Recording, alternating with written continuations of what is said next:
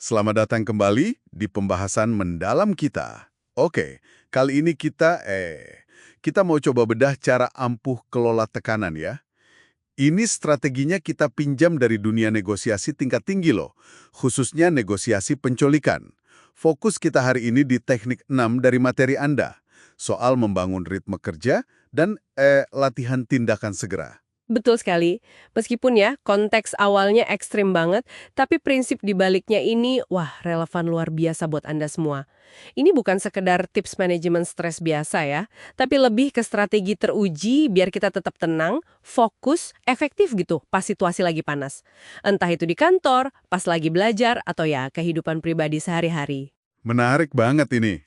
Oke, mari kita bongkar kalau gitu. Gimana caranya rutinitas yang terstruktur sama respon cepat ke pemicu emosi ini yang dipakai di situasi hidup mati gitu ya, bisa jadi senjata andalan kita juga buat tetap pegang kendali.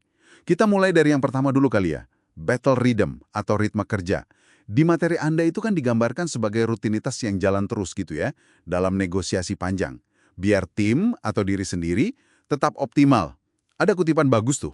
Tunjukkan rutinitas Anda, dan saya akan tunjukkan kesuksesan Anda. Gimana tuh maksudnya? Nah, ini krusial banget. Kenapa? Karena tekanan jangka panjang itu kan nguras energi, bikin stres kronis. Ritme kerja yang stabil, yang mencakup fisik dan mental, itu jadi semacam tameng lah ya, tameng proaktif biar nggak burnout. Yang menarik, ini bukan soal jadwal kaku yang harus plek-ketiplek gitu, bukan. Tapi soal konsistensi yang Anda bangun sendiri. Anggap aja ini fondasi biar otak kita tetap jalan bagus meskipun situasi lagi ruwet. Masuk akal. Jadi fondasi ya, tapi apa sembarang rutinitas aja cukup? Atau ada elemen kunci biar efektif gitu, buat jaga fungsi kognitif tadi? Kuncinya ya itu tadi, konsistensi. Sumbernya menekankan pentingnya rutinitas yang gampang dijalanin dan berkelanjutan buat Anda. Ini bisa macam-macam. Olahraga teratur, istirahat cukup, mungkin meditasi singkat, atau jurnal mungkin ya. Dan satu lagi nih yang sering kelewat, bikin jendela komunikasi. Jendela komunikasi. Apa itu? Itu waktu bebas notifikasi. Sengaja dijadwalin buat isi ulang mental gitu.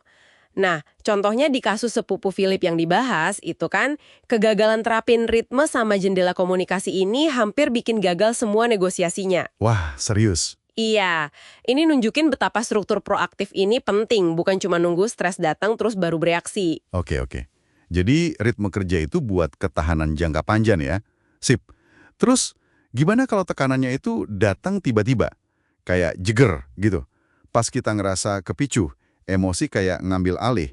Nah, disinilah immediate action drill atau latihan tindakan segera masuk ya. Tepat sekali. Pemicu ini seringkali kan reaksi emosional yang rasanya kok berlebihan ya buat situasi sekarang. Menurut penulisnya, ini sering akarnya dari pengalaman masa lalu yang belum beres gitu. Nah, IA drill ini cara buat ngerebut kembali kendali internal kita. Meskipun pemicu dari luar rasanya kuat banget, ini bedanya antara bereaksi membabi buta, kayak langsung marah atau defensif gitu, sama merespons secara sadar. Oke, menarik. Gimana cara kerjanya tuh IA drill ini? Katanya ada 3 langkah kunci ya? Iya, ada 3. Pertama, hentikan polanya. Maksudnya, pas sadar lagi kepicu nih, sengaja alihkan fokus. Caranya, bisa ganti kata-kata yang kita pakai, entah dalam hati atau pas ngomong. Atau, simpel aja ubah posisi fisik. Berdiri kek, jalan bentar. Hentikan polanya. Oke. Langkah kedua? Langkah kedua ini yang menurut saya keren banget. Sadari batas 90 detik.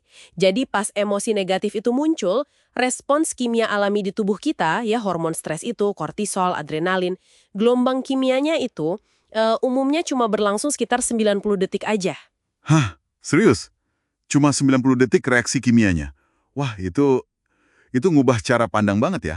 Artinya, setelah 90 detik itu, sebetulnya kita sendiri yang milih buat terus manas-manasin ceritanya di kepala kita. Persis, itu intinya. Jadi jangan biarkan diri kita kejebak di narasi negatif itu setelah gelombang kimia awal lewat. Nah ini nyambung ke langkah ketiga. Ajukan pertanyaan memberdayakan. Alihkan pikiran dari yang negatif tadi. Tanya ke diri sendiri, oke, apa ya makna lain dari situasi ini? Atau ada pelajaran apa nih di sini? Atau bisa juga, apa ya yang belum saya lihat? Gimana caranya ini bisa bikin saya tumbuh? Pertanyaan-pertanyaan kayak gitu. Oke, jadi urutannya, hentikan pola, sadari batas 90 detik itu, terus ajukan pertanyaan memberdayakan. Gitu ya? Betul. Dengan ngelatih ini terus-menerus, Anda itu kayak menciptakan jeda. Jeda yang penting banget antara stimulus pemicu sama respons Anda. Nah, jeda inilah yang ngasih kita kekuatan buat milih.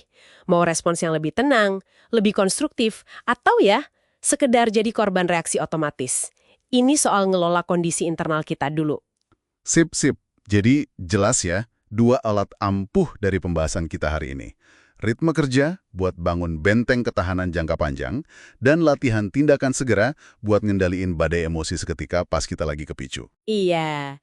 Coba deh Anda bayangkan penerapannya. Ritme kerja yang bagus itu bisa jadi kunci buat ngelewatin mungkin proyek kerjaan yang intens tanpa merasa hancur di akhir minggu gitu.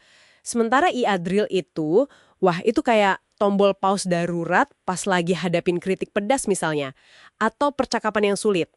Intinya, ini soal Anda yang ambil alih kemudi, bukan malah kebawa arus situasi atau emosi. Oke. Sebagai penutup nih ya, mungkin kita bisa renungkan sejenak. Buat Anda yang lagi dengerin, ada nggak sih pemicu tersembunyi yang mungkin tanpa Anda sadari sering banget mewarnai reaksi Anda sehari-hari? Dan gimana langkah simpel dari latihan tindakan segera tadi bisa mulai Anda coba buat meresponsnya secara beda? Mungkin ya. Dimulai dari hari ini. Sampai jumpa di pembahasan mendalam kita berikutnya.